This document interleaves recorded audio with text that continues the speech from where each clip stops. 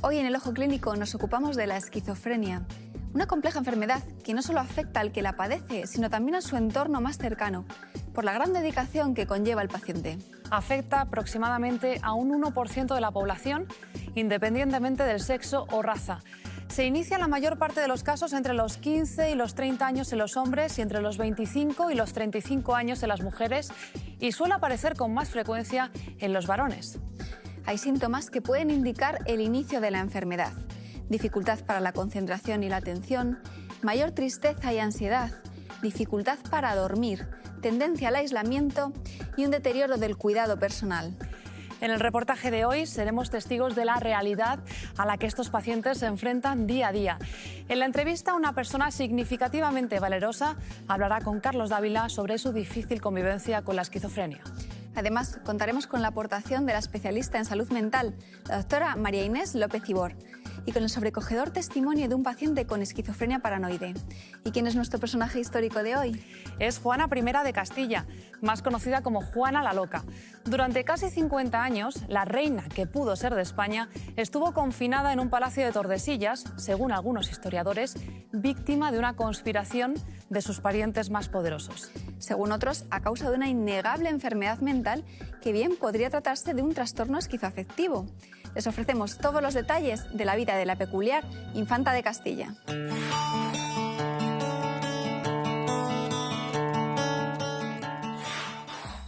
¿Creen ustedes que se volverían locos si les encerrasen en un hospital psiquiátrico durante casi 50 años? Nuestro personaje histórico de hoy, Juana I de Castilla, estuvo confinada en Tordesillas, recluida forzosamente, arrebatada de desamor y melancolía, nada menos que 46 años. En esta villa castellana, donde España y Portugal se repartieron el mundo, sufrió encierro la hija de los reyes católicos. Pero, ¿estaba realmente trastornada o fue víctima de las ambiciones de su padre, de su esposo y finalmente de su hijo Carlos I? En mi opinión, no hay duda de que Juana la Loca tuvo un trastorno mental que debutó en su madurez. Lo que sí que es cierto es que el encierro al que fue sometido durante gran parte de su vida no fue el tratamiento ideal y probablemente respondió más a razones políticas que de salud. Infanta de Castilla y Aragón, nacida en 1476, recibió una educación con fuerte orientación humanística por el empeño de su madre, la reina católica, que sabía lo complicado que era para una mujer encumbrarse en una sociedad dominada por hombres. La infanta castellana destacó en danza, música y el dominio de las lenguas romances. Desde muy niña surgió el enfrentamiento con su madre, con una resistencia de Juana a comportarse como una joven piadosa, poco respetuosa con los usos que imponía la severa corte castellano-aragonesa. Juana se mostraba como una persona religiosamente indiferente, algo que a su madre la soliviantaba en extremo. Con 19 años contrajo matrimonio con Felipe, archiduque de Austria, duque de Borgoña y Brabante, que ha pasado a la historia como el Hermoso. Juana, cuentan los cronistas, tenía una enfermedad perfectamente caracterizada: los celos, lo que le provocó una obsesión en la que basaron sus imputaciones tanto su padre como su propio hijo, Carlos. No es un tema baladí. Juana fue reina de Castilla desde el año 1504, fecha del fallecimiento de su madre Isabel la Católica, hasta el año 1555, año de su fallecimiento. Lo que sí es cierto es que su reinado estuvo en manos, primero, de su padre Fernando el Católico y después en manos de su hijo, Carlos V. En 1509 fue llevada a Tordesillas a su palacio prisión. Allí acudieron para que encabezase la rebelión los comuneros de Castilla, Padilla, Bravo y Maldonado, que exigían a Carlos I más respeto por las instituciones castellanas.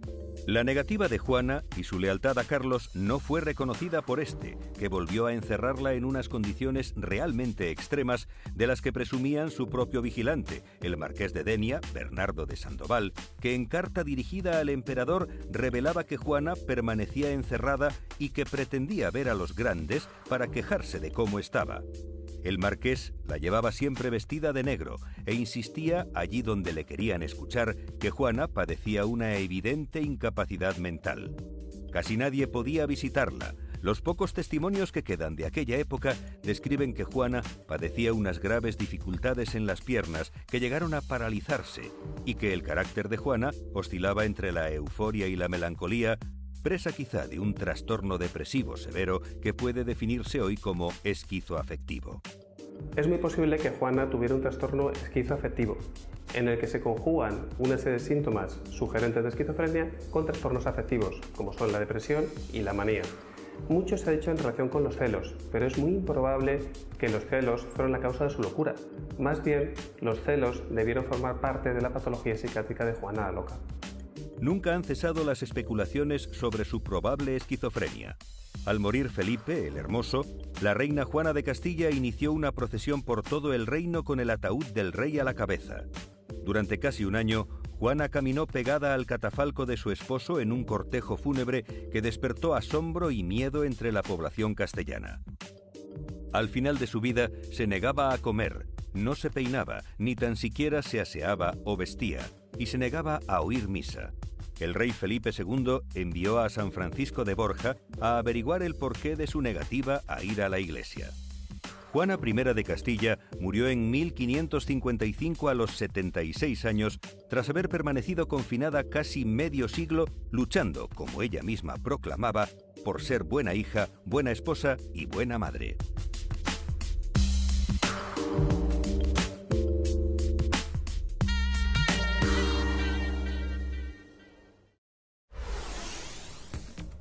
En España, unas 400.000 personas padecen esta enfermedad. ¿Qué les sugiere la palabra esquizofrenia? ¿Conocen de alguien que sufra esta patología? ¿Suelen notar estigmatización o discriminación social en este tipo de pacientes? La esquizofrenia me parece que es un trastorno mental y trastorno de la personalidad. Sé lo que es la esquizofrenia a grandes rasgos, conozco una persona que sí que la ha sufrido y que se estaba medicando y más o menos la controla. La esquizofrenia es una enfermedad mental. Sí, conozco a alguien o a través de alguien, sí, tengo referentes de esquizofrenia o de enfermedad mental en general. Es una enfermedad mental que altera el estado de conciencia y también de actuación para, la vida cotidiana. Creo que las enfermedades mentales están así mal valoradas o estigmatizadas, como has comentado tú, porque son una cosa sobre la que no tenemos mucho conocimiento la gente en general.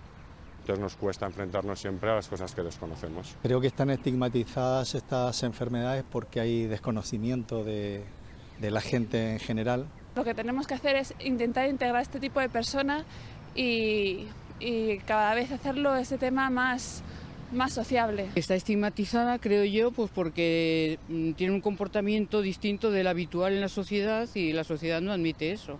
Quizá por tanta película que hemos visto, suena como a peligrosidad, como que las personas que conviven con personas que tienen estas enfermedades mentales, pues que pueden sufrir agresiones, todo esto, y luego son personas que están alejadas de la realidad, con lo cual convivir con ellas entiendo que debe ser muy complicado.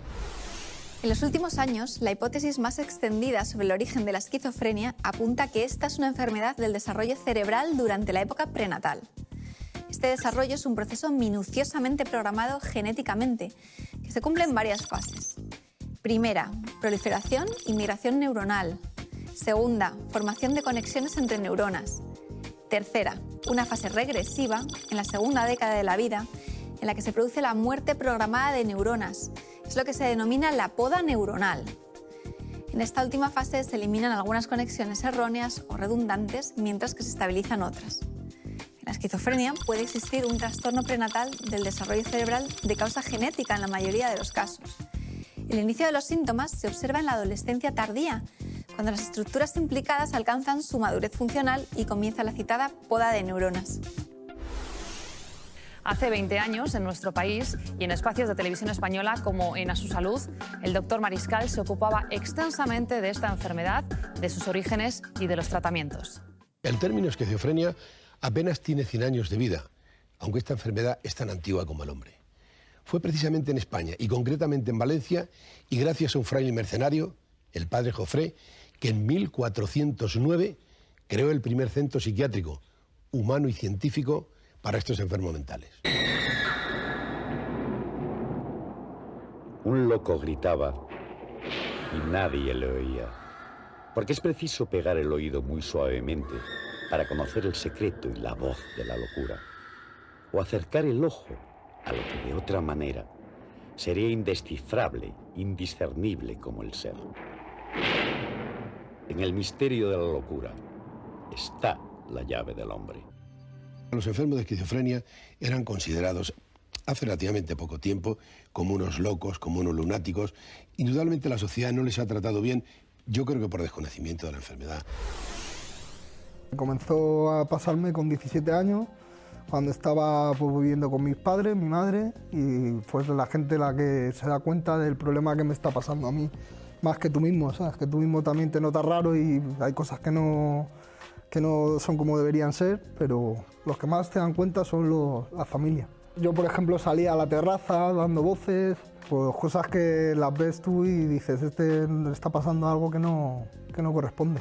Todo lo que me ha pasado para mí me lo creo, aunque luego ya te das cuenta tú solo de que esas cosas no pueden pasar si no es producido por algo de esto, que me da un brote psicótico o algo de esto, no te das cuenta tú. Tú, como lo estás viviendo tú, es que se dan más cuenta los demás que tú mismo. En la esquizofrenia no hay ningún síntoma que sea específico de la esquizofrenia. Las personas que padecen esquizofrenia tienen síntomas que llamamos positivos, alucinaciones, voces, delirios, y síntomas negativos, que es todo lo que dejan de hacer. La apatía, el sentirse aislado, el dejar de comunicarse, y ninguno es específico de esta enfermedad, con lo cual a veces se confunde. La esquizofrenia sí que tiene estigma, porque tiene estigma todo lo que es desconocido, y cuando un paciente tiene un episodio en el que tiene síntomas positivos como alucinaciones o delirios, pues a veces interpreta mal la realidad y a los demás nos da miedo. Hay muchos trabajos que demuestran que las personas con esquizofrenia son menos violentas que la población general, mucho menos. Si nosotros les tratamos el síntoma, ellos no van a responder a esa voz o a esa ideación delirante. Entonces, no son nada violentos, son mucho menos que la población general. Pasa que hay una tendencia a creer que sí que lo son, porque muchas veces cuando hacen algo en respuesta a una voz, pues sale en los periódicos como muy alarmante. La esquizofrenia sufre la estigmatización de la sociedad. La tendencia a negar la posibilidad de padecer una enfermedad mental propicia el rechazo a pedir ayuda profesional y, en consecuencia, el retraso en la detección y el inicio del tratamiento. ¿Qué debemos hacer? Organizaciones como la Asociación Madrileña de Amigos y Familiares de Personas con Esquizofrenia pretenden dar respuesta a la problemática que presenta este grupo de pacientes y también la ayuda que precisan sus familiares. Querido diario, llevaba tiempo muy triste, tomando medicación para la depresión. De jovencita escuchaba voces que me decían que era mala persona, que no valía para nada, estaba asustada. Ingreso en la planta psiquiátrica de adultos con tan solo 16 años. Lo paso fatal. Tengo que dejar el colegio, mientras seguía mi tratamiento psiquiátrico. Me sentía incomprendida, sin entender bien qué me estaba ocurriendo. Sufre esquizofrenia. Es inteligente y necesita expresar lo que siente, pero teme los graves estigmas que recaen injustamente sobre las personas que padecen alguna enfermedad mental. Sobre todo desde que en los años 80 se cerraron los entonces llamados manicomios. Desde los 80 es cuando ocurre un proceso en España que es la desinstitucionalización, que es que las personas con enfermedad mental grave que estaban en instituciones psiquiátricas, en manicomios, encerrados, y se intenta cambiar el paradigma de que esas personas no tienen que estar encerradas, sino que se tienen que recuperar. Cuando empiezas con todo el problema de la enfermedad no tienes ni idea de lo que tienes que hacer o no tienes que hacer. Entonces necesitamos a alguien que nos lo diga, porque claro, es un mundo nuevo que no sabemos de qué va el asunto, ¿no?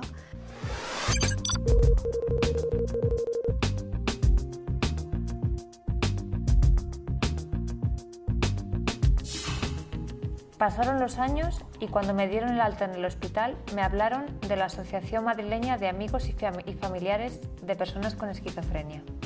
Es necesario el apoyo, la ayuda y la comprensión. Allí conozco un gran grupo con el que me siento muy a gusto. El que más padece es el enfermo, ese que no sabe qué le pasa, por qué le pasa, que se encuentra un bicho raro, que sus amigos a lo mejor empiezan a dejarle de lado o se empieza él a aislar.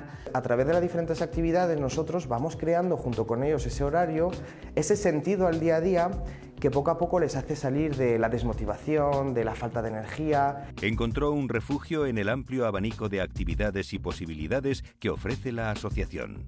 Me encantan las clases de habilidades sociales. Estos elementos que estamos viendo, pues la postura, la mirada, la distancia interpersonal. Y las clases de pintura.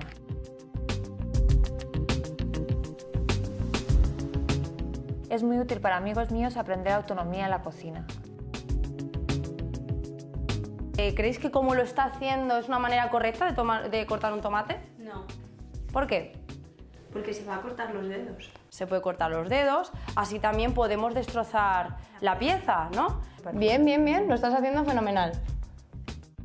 También es importante que tengan el servicio a domicilio para los momentos especialmente complicados. La persona tiene pues muchos temores, muchas dificultades y ahí es importante que podamos intentar echar un cable y ayudar yendo a su casa, intentando ayudar ya desde el propio domicilio y con la familia.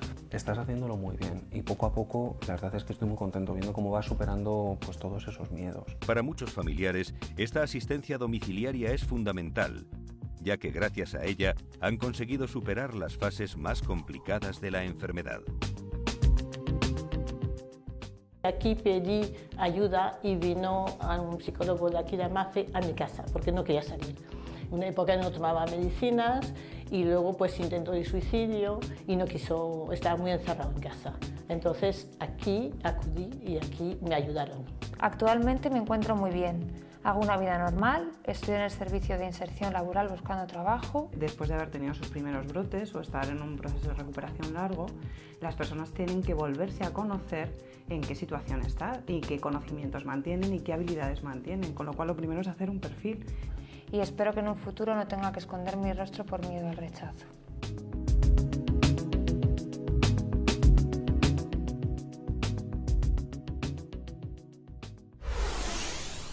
La enfermedad ha estado vinculada a una serie de prejuicios sociales que suelen determinar al enfermo con esquizofrenia como agresivo, raro, impredecible, débil, vago, improductivo, con el que no se puede razonar, crónico y culpable de su enfermedad.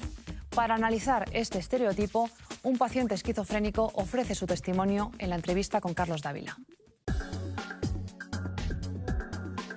A pesar de tratarse de una simple enfermedad como cualquier otra, desde la antigüedad más remota, la esquizofrenia se ha tomado como una patología que puede resultar vergonzante, que cuesta reconocer a las personas que la padecen o incluso a las que la han superado. En este programa hemos encontrado a una persona que se ha prestado, con enorme conciencia, pero con evidente cautela, a contar públicamente sus padecimientos, sus incomprensiones y hasta su marginación social. Por eso, su presencia en el Ojo Clínico de hoy reviste especial valor. Y le pedimos testimonio por una sencilla razón, incluso pedagógica, la de poder convencernos de que esta patología, tan singular como cualquier otra, tiene tratamiento y se puede convivir con ella siempre y cuando los pacientes se ajusten a las pautas que sus médicos les ofrecen. Fernando, primero te doy la enhorabuena y te doy las gracias por estar aquí, por hablar de tu enfermedad, que al fin y al cabo no es que sea una enfermedad como otra cualquiera, es tan peculiar como otra cualquiera. Pero por eso, gracias por estar aquí con tu cara, que no pasa nada. De nada. Y trabajas, ¿no? Sí. Trabajo en la Confederación Salud Mental España, en el sector, digamos, de la salud mental y en el ámbito de asociaciones, y que también es muy importante porque ayudan mucho. Claro, funcionalmente os ayuda mucho, ¿no? Sí, la verdad es que sí. Trabajas y te machacas, porque te veo que estás hecho... Bueno, practico algo de gimnasia y deporte habitualmente. ¿Cuándo tuviste el primer problema? ¿Cuándo te notaste tú que tenías el primer problema? Bueno, el primer problema fue... ¿Qué años tienes, Fernando? Tengo 37. ¿Y estás soltero? Estoy soltero, sí. Sí, dice, gracias a Dios. Sin compromiso. Gracias a Dios. Sí. Y bueno, pues... particularmente empecé con problemas quizá a los 18 o 19 años. Pero el diagnóstico de este problema de salud mental, que es la esquizofrenia, fue hace 4 años, en 2012. ¿Tienes algún antecedente de familia de esquizofrenia? ¿Tus padres, quizá? No, la verdad no. La verdad es que así que te hayan... No, de este problema no. ¿Y qué te llamó la atención o qué llamó la atención a la gente que está a tu alrededor? Bueno, más que yo en ese momento, desde luego que ellos se sentían, pues igual que yo, confundidos. Se sentían confundidos. Tú te sentías, muchos enfermos dicen, perdidos, ¿no? Desde luego que en unas circunstancias que no eran óptimas, desde luego. Cuéntamelo un poco, ¿cómo fue aquello? Bueno, la verdad yo me sentía pues quizá perseguido, me sentía como si los demás como si no sé cómo responder a esto muy bien. ¿Que tenías un pensamiento confuso, quizá? Sí, efectivamente, pero confuso no, sino que digamos que tenía suspicacia, pensaba que... Bueno, hay muchos suspicaces que no tienen nada y ni siquiera se tratan. Sí, suspicacia bastante elevada, ¿no? Problemas de pensar que todo el mundo está en contra tuya o que tu familia no te quiere, por ejemplo. Y sin embargo te quería un montón. Efectivamente. ¿Y creencias falsas tenías, por ejemplo? ¿Qué es lo que creías que no era real, por ejemplo? ¿Que no era real? Sí. Alguna cosa que no fuera real y que sin embargo tú la dabas como real. Pensaba mucho en la maldad de las personas cuando realmente... O sea, que estabas muy orientado entonces. Estaba muy desorientado, sí. No, yo creo que muy orientado. No. Todo lo contrario, pero así era. En la maldad de las personas te sentías, y te sentías acosado, ¿no? Sí, realmente sí. Pensaba que todo el mundo tenía más maldad de la que realmente uno tiene, que es poca. Son síntomas psicológicos, pero síntomas físicos, por ejemplo, ¿tenías ruidos? Bueno... Lo que llaman alucinaciones auditivas. Las he podido tener, sí. En algún momento de mi vida las he tenido, sí. Eso en todo caso te ha pasado. Sí. ¿Y ahora estás perfectamente tratado? Sí. ¿Y estás perfectamente estable? ¿Trabajas normalmente? Sí. ¿Haces tu vida normal? Sí. ¿Y te encuentras perfecto? Sí. ¿Y estás en unas condiciones de poder trabajar en bastante cualquier lugar? positivas, sí. Positivo, además, sí. eres.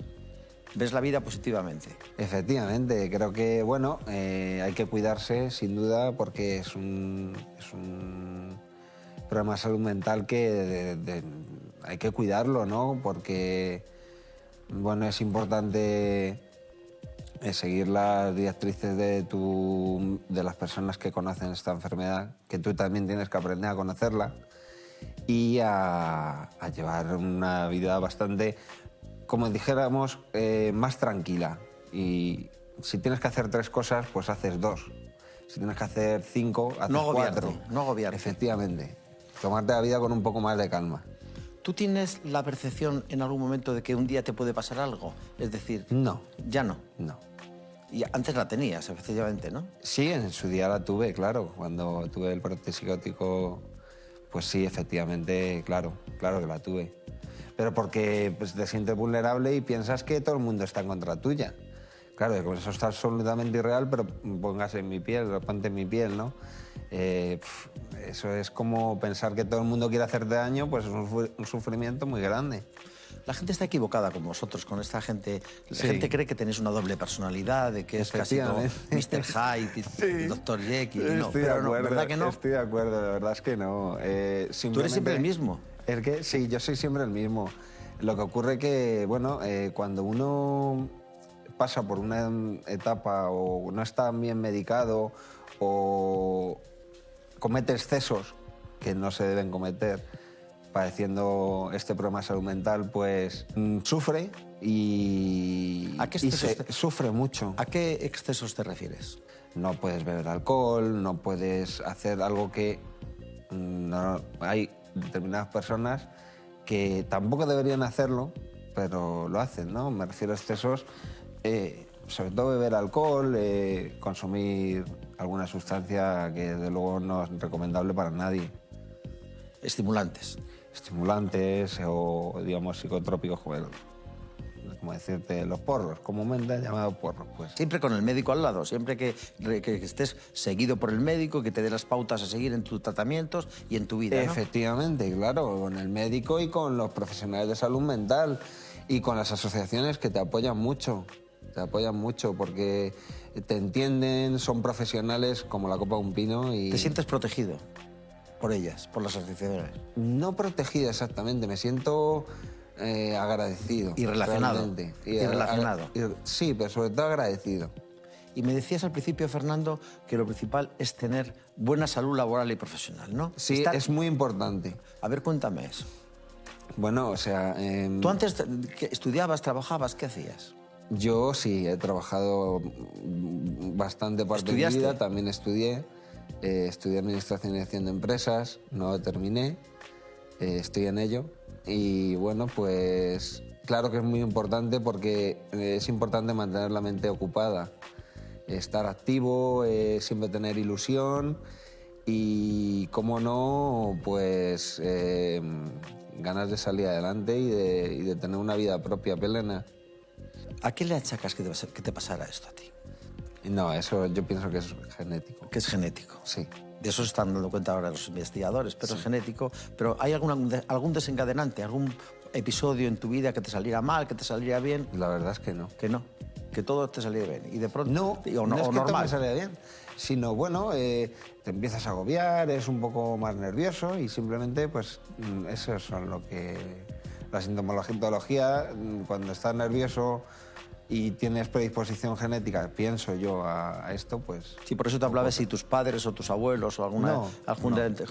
¿Tienes hermanos? Sí, tengo un hermano. ¿Qué relación tienes con ellos? Estupenda. Muy buena, sí.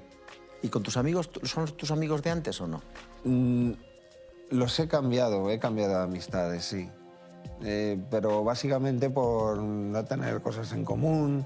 El ocio quizás es distinto. Y otra de los tópicos, malos tópicos que existen sobre vosotros, es que sois agresivos. Y tú eres un cachas, pero nada agresivo, ¿no? Yo no soy agresivo, no. ¿Y has conocido a alguien de tu entorno que tenga tu mismo padecimiento? Sí, claro que sí. ¿Que son agresivos? No, la verdad es que no. Tú sabes que... Si bien es cierto que, claro, cuando la persona cuando está alterada, pues se siente alterada, pero... Y está claro que puede estar más, digamos, como si dijéramos, más alerta, más enfadado. Pero de ahí a ser una persona agresiva va un mundo. Dicen los especialistas que las personas, entre todas las comillas, normales, que no tienen ningún tipo de patología de salud mental o de falta de salud mental parecida a la tuya, son mucho más agresivos que vosotros. Y además es verdad porque encima estáis mucho más controlados. Es que es así de lógico, ¿no? Sí, además somos personas sensibles, o sea, la mayoría de nosotros, entonces, bueno. ¿Estás enamorado, a lo mejor? ¿Yo me he enamorado? Sí. ¿Ahora mismo? No, ahora mismo no. Hombre, me enamoro muchas veces, pero... O sea, que eres voluble. No soy voluble, pero bien es cierto que soy enamoradizo. ¿Eres persistente en todo lo que haces? Sí. ¿Vas a terminar la carrera entonces? Pretendo.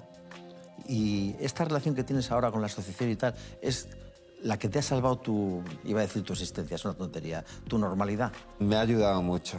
Digamos que me ha ayudado mucho. ¿Por qué? Porque AMAFE es una asociación... No conozco otras en otro ámbito, pero sí que sé que se trabaja muy bien en este tipo de asociaciones de salud mental, porque los profesionales, digamos, están muy concienciados con el tema y son muy cercanos. ¿Te sientes a gusto hablando de esto conmigo? Sí, ¿por qué no? ¿A que no ha representado un acto de valentía absolutamente espasmódica? No. Yo me alegro de que hayas estado aquí. Y te digo una cosa, di a gente que haya tenido un padecimiento, que pueda tener un padecimiento como tú, ¿cómo se solventa esto? Bueno, yo lo primero que les diría es que se leyeran el cómic de Más allá del mito. ¿Por qué? Porque se trata de cómo un primer brote psicótico afecta a una persona que desconoce este ámbito, y es bueno para las personas que puedan llegar a padecer un brote psicótico y para las personas en general que tengan un conocimiento básico sobre estos temas. Gracias, Fernando. Muchas gracias. La doctora Inés López Ibor sabe de estas cosas pues mucho más que nosotros y nos va a hacer algún tipo de ilustración ampliatoria de lo que estábamos hablando hasta hace un momento Fernando y yo.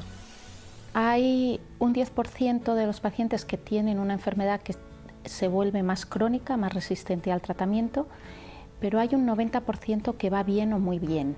Es decir, que a lo mejor tienen un episodio o dos a lo largo de su vida y no vuelven a tener más.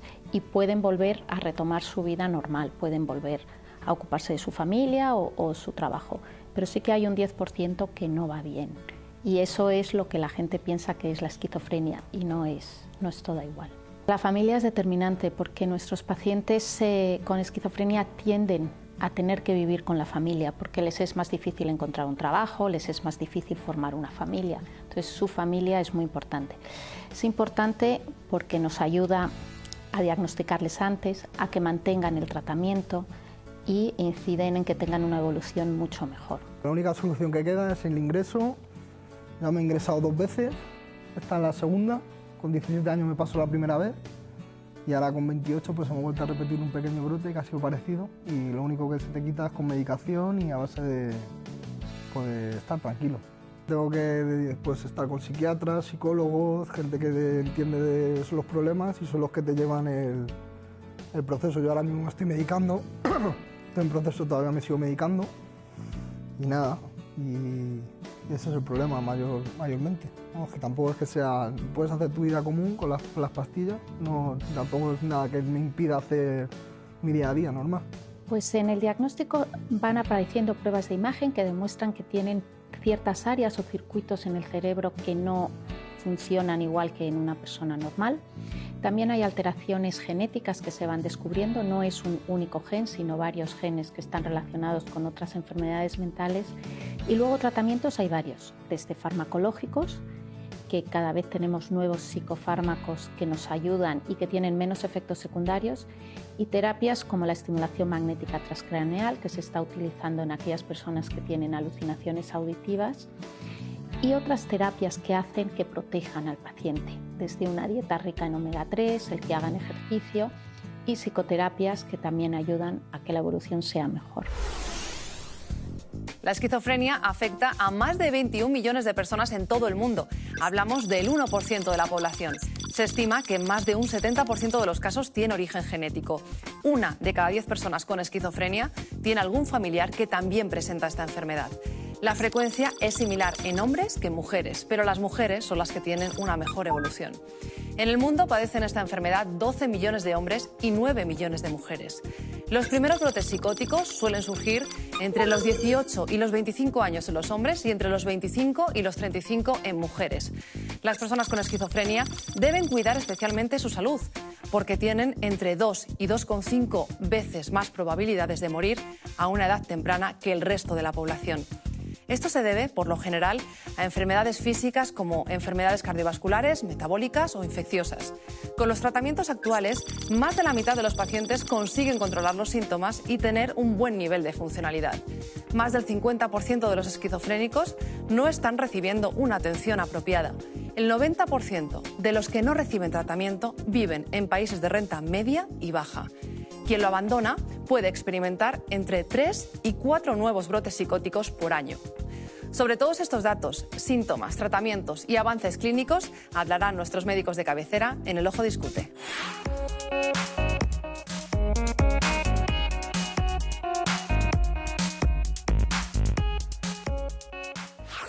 Hoy en El Ojo Discute hablamos de la esquizofrenia, una enfermedad que realmente es muy desconocida porque se asocia siempre a oír voces que te digan que hagas algo y realmente no hay nada más lejos de la realidad, ¿verdad? Así es. Además, no solo es el único síntoma, ¿no? Que parece que se habla solo de las voces como si fuera lo único que ocurre, ¿no? Y hay muchas más cosas, ¿no? Hay, como decía la doctora López Ibor, ¿no? Hay síntomas positivos, como son las alucinaciones, ¿no? El delirio, las ideas delirantes, y después síntomas negativos, ¿no? Como es que se apaga, ¿no? Que aquí Fernando probablemente pueda decir... Exactamente, ¿no? Yo creo que hacer esa asociación entre persona que tiene alucinaciones y esquizofrenia pues no es cierta, y hay muchos trastornos o muchas situaciones que pueden dar alucinaciones, el consumo de drogas, a veces cuando uno está en un hospital se despista y pueden aparecer alucinaciones. Efectivamente sí que es uno de los síntomas que aparece la esquizofrenia, porque la esquizofrenia es un trastorno mental que se caracteriza por llevar una alteración en varias esferas, como son la percepción, que tiene que ver con las voces, el pensamiento, que es la aparición de delirios, que es un delirio, pues una creencia errónea de la realidad y que uno la crea a ciencia cierta, también alteraciones del comportamiento y alteraciones de las emociones. Entonces, en eso consiste la esquizofrenia, que por suerte, con tratamiento, pues la mayoría de los síntomas se mitigan y las personas hacen un funcionamiento normal, ¿no? Tenemos por un lado esos síntomas, que es lo que decía José María, síntomas positivos, y por otro lado otro grupo de síntomas, que son los que se llaman los síntomas negativos, que es como la pérdida de algunas capacidades que la persona tenía, por ejemplo, pues para comunicarse con normalidad, o algo que a veces incluso la familia regaña al paciente de "Oye, tienes que salir" y tal. Hay un retraimiento emocional, un retraimiento social, que es parte de estos síntomas que hace que la persona pues sea más retraída y que se relacione menos con los demás, ¿no? Entonces, es frecuente, estos dos ¿verdad? grupos de síntomas. En adolescentes, por ejemplo, o en personas Es frecuente. que debuten La frecuencia más de la esquizofrenia es una de cada 100 personas, un 1%, ¿no? En adolescentes, bueno, es una enfermedad que debuta entre el adolescente y el adulto joven. En hombres debuta un poquito antes, entre los 15 y los 25 años, y en mujeres lo hace entre los 25 y las 35. Entonces, efectivamente, es una enfermedad de debut en estas edades. Nuestros espectadores se preguntan por qué surge. Las enfermedades mentales que surgen repentinamente, ¿surgen de manera espontánea o las tenemos en nuestro organismo y desde que nacemos? Bueno, la pregunta generaliza, ¿no? en enfermedades mentales, y esto como en todo en medicina, tanto en enfermedades mentales como no mentales, ¿no? Hay una parte que es verdad que uno que nace con ella de alguna manera porque está en los genes, ¿no? Entonces uno ya nace con esos genes, con esa predisposición. Si nos centramos en el caso de la esquizofrenia, también hay un factor hereditario, ¿no? Es verdad que cuando los padres tienen esquizofrenia, uno o los dos, tienes más papeletas para poder tenerla, pero fíjate, ni siquiera con los genes y la herencia es suficiente, ¿no? Como siempre necesitamos factores ambientales, factores externos, ¿no? En el caso de la esquizofrenia, pues las drogas, el alcohol puede ser un factor desencadenante de la aparición. También trastornos en el sueño, también puede ser otro, en el patrón de sueño, puede ser otro desencadenante. También, como siempre, un estrés orbital importante, ¿no? Estos son factores externos necesarios para que al final uno pueda tener la enfermedad. Sin duda, ¿no? Y hacer un recuerdo muy importante al tema de las drogas, ¿no? El consumo de cannabis aumenta por 6 el riesgo de que una persona tenga una esquizofrenia. Entonces, hay una parte genética, heredable, seguro, porque lo sabemos, no sabemos los genes concretos, pero sabemos que, pues, lo que decía José María, que de padres a hijos aumenta la probabilidad, pero desde luego que los factores ambientales tienen que ver, y yo quiero insistir en que el consumo de cannabis, que es bueno, ¿no? Si esto no es como el tabaco, no da problemas, es peor fumar tabaco que cannabis, porros, pero respecto a la esquizofrenia, pues sí que hay muchos debut que vemos, que ingresamos a personas porque por haber consumido porros han tenido el primer episodio de una esquizofrenia. Por ejemplo, para hacernos un poquito la idea, tienes dos gemelos que supuestamente genéticamente son iguales. ¿Y qué porcentaje hay de que los dos tengan esquizofrenia? Bueno, lo que hacen los estudios es ver qué porcentaje hay de si un gemelo tiene esquizofrenia, que el otro lo tuviera también. Pues este porcentaje llega hasta el 50%. O sea que claramente hay una relación genética en este trastorno. ¿Cómo afecta a la salud de la persona que tiene esquizofrenia la enfermedad? Sí. Pues la verdad es que es muy llamativo, porque las personas con esquizofrenia tienen una disminución de la esperanza de vida del 20%. Estamos hablando de alrededor de 15 años de vida menos que una persona sin este trastorno, lo cual se dice pronto. Pues en gran parte es por el estilo de vida que llevan. Tienen un aumento de la diabetes, tienen un aumento de la obesidad, tienen un aumento del consumo de tóxicos, ya sea drogas, alcohol, tabaco.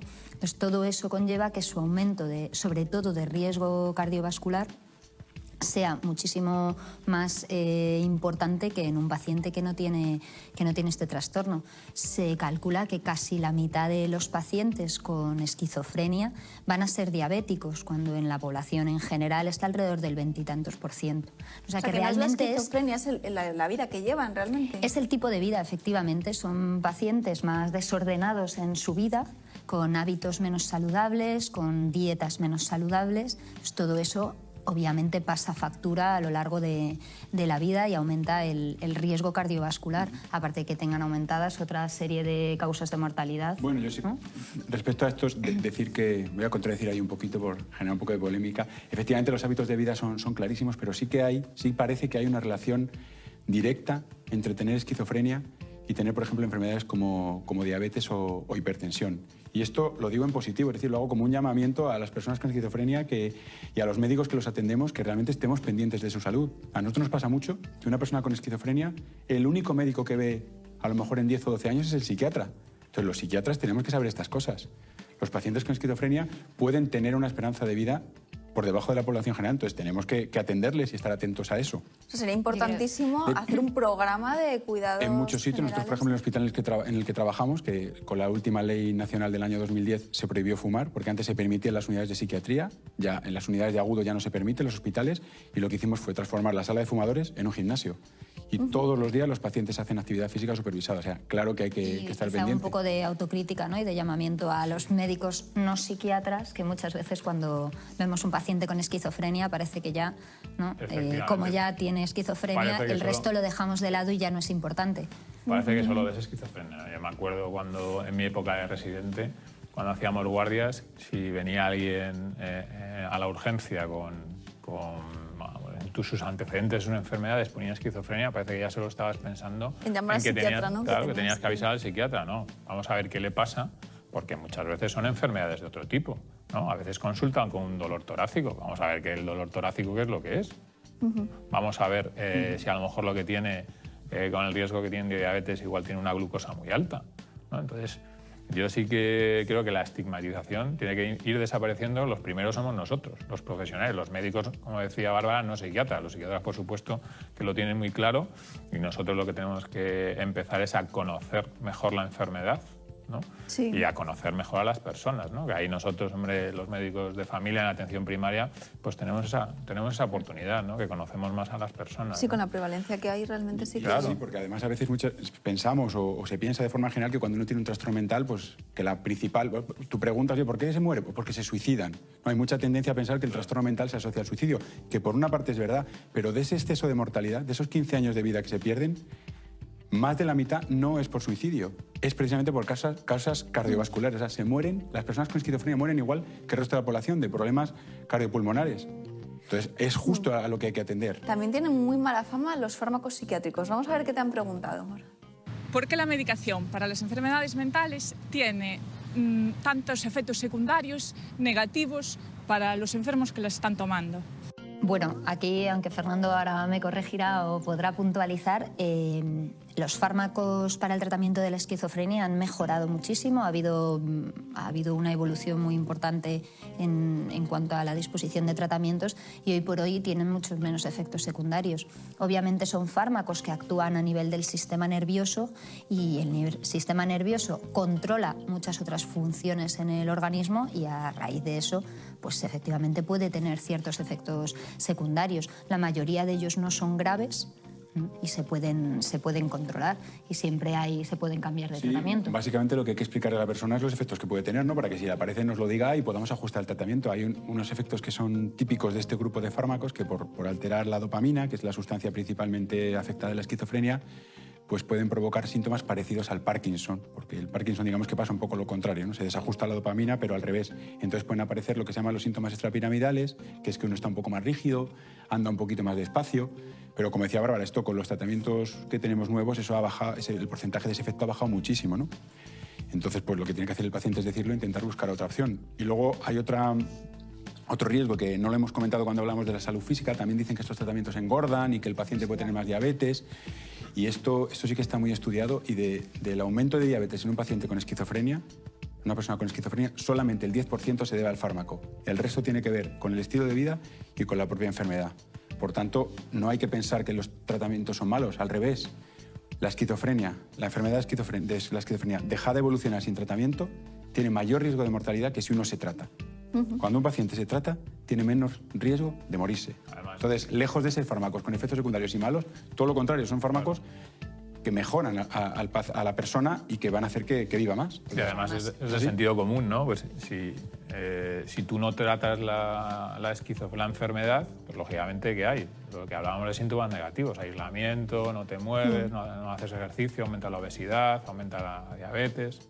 Con lo cual... ¿Y qué me puedes decir de pruebas diagnósticas? O sea, tú ves por primera vez a un paciente que sospechas que puede tener un debut de esquizofrenia y ¿qué haces? ¿Qué puedes hacer? Hombre, siempre una analítica yo siempre realizo, ¿no? Porque, bueno, a ver si hay alguna alteración tiroidea. También hay enfermedades como la epilepsia que hemos hablado, pues que puede dar también alucinaciones. Sí, descartar una causa orgánica, claro, habrá que hacer también hay que descartar pruebas de imagen. Nosotros también vemos algún paciente con algún síntoma parecido que podría haber tenido algún tipo de... Hay que descartar otras enfermedades médicas y también hay diagnóstico diferencial con otras enfermedades también mentales, ¿no? Y una vez ya el diagnóstico parece que va hacia la enfermedad mental, o en este caso la esquizofrenia, ya el objetivo fundamental es conseguir que el paciente vaya al psiquiatra, ¿no? Que es el auténtico experto en esta enfermedad, ¿no? Sí, como decía José María, el diagnóstico es clínico. ¿Qué quiere decir eso? Que lo hacemos a través de los síntomas. ¿Hay una analítica para saber si alguien tiene esquizofrenia? No. ¿Podemos hacer una resonancia para ver? No. Hay algunas alteraciones que se sabe que hay en el cerebro, pero realmente no somos capaces de medirla con precisión en el momento actual. Entonces, si no te vale para diagnosticar a todo el mundo, no puedes utilizarlo, ¿no? Si el 50% tienen no sé qué lesión, y el otro 50% no lo diagnosticaría. Entonces, a día de hoy es clínico. Pero está haciendo muchos estudios con el objetivo de llegar a identificar un marcador. O sea, incluso marcadores genéticos, de llegar a encontrar el gen no, porque son varios los genes responsables, pero a día de hoy, insisto, es clínico. Aparecen alucinaciones en muchos trastornos, aparecen delirios en muchos trastornos, por tanto, cuando se unen de una manera concreta, pues sabemos que estamos ante una persona con una esquizofrenia. Claro. Bueno, y ante el mito de la agresividad, mira lo que te han preguntado, Fernando. ¿En qué casos un paciente con esquizofrenia se puede volver violento y cómo puedo evitarlo? Pues no, a esto tengo que contestar rotundamente que no. No hay una asociación entre violencia y esquizofrenia, que quede claro. De hecho, lo que pasa es que cuando soy una noticia de que alguien tiene una enfermedad mental, pues parece que eso salta más a la luz, ¿no? A la voz pública. Pero realmente, ¿cuántas noticias oímos de personas que cometen crímenes y no tenían ningún tipo de trastorno mental? Lo único comentar que el único riesgo que podemos encontrar aumentado es cuando una persona no se trata y cuando tiene muchos síntomas, no muchos delirios, muchas alucinaciones que le puedan estar diciendo que cometa algún tipo de acto, ¿no? Pero una persona tratada tiene, desde luego, un riesgo normal o incluso menos que la población general, ¿no? Y además, a día de hoy, tenemos tratamientos que en lugar de una pastilla cada día se puede poner una inyección al mes o una inyección cada 3 meses. Entonces, con 4 inyecciones al año una persona estaría con tratamiento, ¿no? Entonces te aseguras que estás tratado y que, por lo tanto, el riesgo de descompensación es mucho menor, ¿no? De todas formas, aquí la familia, que no hemos hablado, es clave, ¿no? Yo creo que en el cumplimiento del tratamiento, en el seguimiento, en darte la información. Pero yo los problemas que me he encontrado fundamentalmente es con, sobre todo, pacientes que viven solos, ¿no? Esa falta de apoyo de la familia, con lo cual la familia... ¿Qué porcentaje de pacientes pueden vivir solos? Yo no sabría decir. Es que no se puede dar un porcentaje, eso depende de la situación del paciente. De hecho, la finalidad es que el paciente sea lo más funcional posible, ¿no? Pero cierto es que muchos viven con las familias, que se ocupan de los tratamientos, que ayudan mucho. No hemos hablado tampoco hemos hablado de tratamiento farmacológico, pero toda la parte terapéutica llevada a cabo, ¿no? También... por psiquiatras o por psicólogos, donde pues eso se trabaja la conciencia de enfermedad, el entrenamiento en habilidades sociales, entonces la psicoeducación para conocer bien tu enfermedad, porque insisto, aunque es una enfermedad crónica, con un tratamiento es una enfermedad que puede estar perfectamente controlada y tener una vida prácticamente normal y sobre todo con buena calidad de vida, ¿no? Pues con este mensaje positivo nos queremos despedir por hoy y continuar avanzando. Hay que seguir luchando por quitar el estigma de estos pacientes y sobre todo por avanzar en diagnósticos y nuevos tratamientos. Hasta el próximo programa. No es lo mismo tener esquizofrenia que un episodio psicótico en el que a lo mejor hay síntomas parecidos, pero es muy diferente.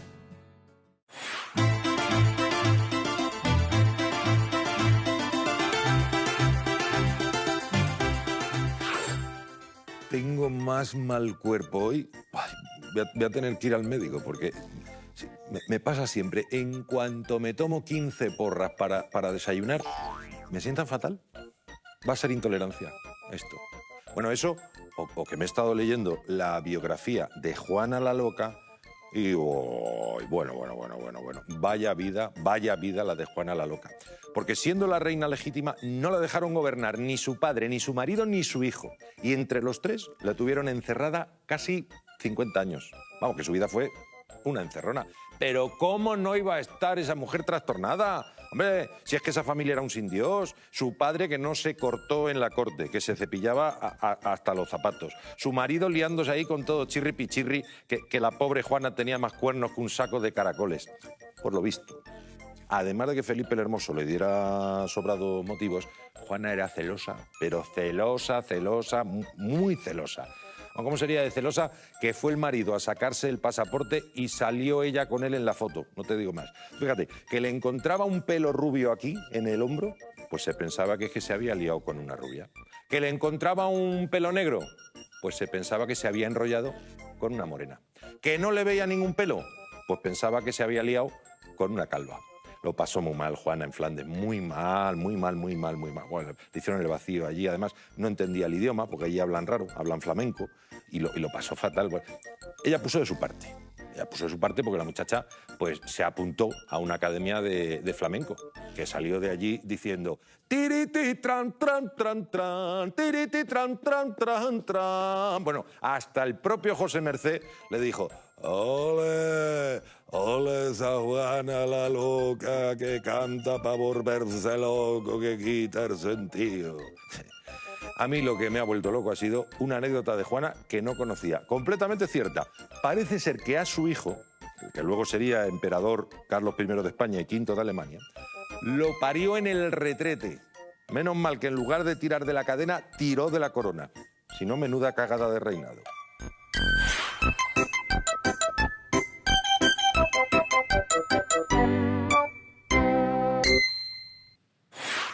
Después de analizar una enfermedad tan dura y difícil, no solo para quien la sufre, sino también para la familia, en el Ojo Clínico queremos destacar que no toda alteración de la mente o brote psicótico es un síntoma de esquizofrenia.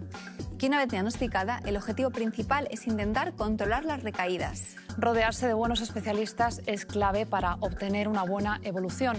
El diagnóstico precoz, la persistencia del tratamiento, una buena rehabilitación, motivación del paciente y además un correcto entorno social y familiar son imprescindibles. No hay ningún vínculo entre enfermedad mental y violencia. El porcentaje de pacientes que cometen actos violentos es muy inferior al de personas que realizan estos actos criminales y están consideradas sanas. Y como hemos dicho a lo largo del programa, la familia es clave y también necesita apoyo. Además, son muy importantes las terapias psicosociales como la estimulación sensorial, la musicoterapia o el ejercicio físico. Y la próxima semana haremos un recorrido por el cuerpo de la mujer, por sus distintas etapas, sus cambios físicos y hormonales, desde la primera menstruación hasta pasada la menopausia. Y recuerden que pueden seguirnos a través de nuestras redes sociales, Facebook, Twitter o Instagram, y visitar la web del programa, que es rtve.es, donde encontrarán el blog de nuestros médicos de cabecera. Y hasta aquí el Ojo Clínico. Y no lo olviden, la vida es una buena experiencia. Y la experiencia, como decía Jardiel, es la única enfermedad que no se contagia. Hasta el próximo programa. Adiós.